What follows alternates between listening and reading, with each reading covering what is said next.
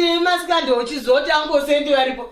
Umusha wedu ndo zvatakazvarirwa manje sumusha wedu tine makuwa kandisenzeni. Tine makuwa ekuti titori nemangoromera emakuwa. Ambiya wangu inini vane makuwa. Sekuru wangu vakazofa vasi vakatofa nenyaya yemakuwa. Amai vangu vane makuwa. Angosendi unozoti amai vangu ka vatori nemakuwa. Saka muri yedu yesende yemakuwa. Ukangaoti asikandari chete uri padhuze. Paangosendi ka unozoti YouTube yese inenge yazara newe. Inini chaye inini. Ndiri muzukuru wako. Vandezwa ndikatoita sikanda ucheteka. Avambofire. Vanosikira vachimwaya. Ndozo vakazvarirwa zvemakuwa izvozvo. Saka imi munguregerere kunyana inimi ukama kana muri mhuri yemakuwa. Nyana ikamega mirege kubatanidzira nesu. Nesenzeni. Iwo kana usingadi makuwa ka. Unogona kusada kuataura asi kwanzwa unogona kungochitoada.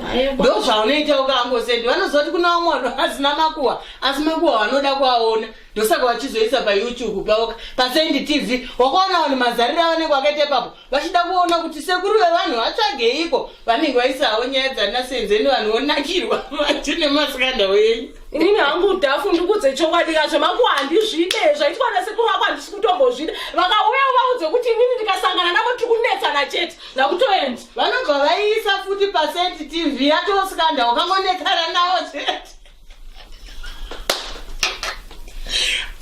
Amawe ndeangosenda sekuru wevanhu wanongwagwa nyaya dzinenge dzichiitika. Mukuona senzeni ka aputidzirwa sikanda yake. Saka kuna vanhu vanoda kunzwa makuhwa anenge achiitika. Guys ka chingoendai pa Sendi TV munoonawo sekuru waDhafu angosendi. Munoona nyaya dzavanenge vainadzo ipapo. Havapererwe kandi sekuru wangu mufunge. Vanhu vaigara vachiti Dhafu vanhu vanongoti sekuru unombonyanyotemba ne. Ndotemba na sekuru wangu wemakuhwa wavo kuti ukangondiitira yaunenge wandiita choswera chakachaya pa YouTube channel yavo Sendi TV.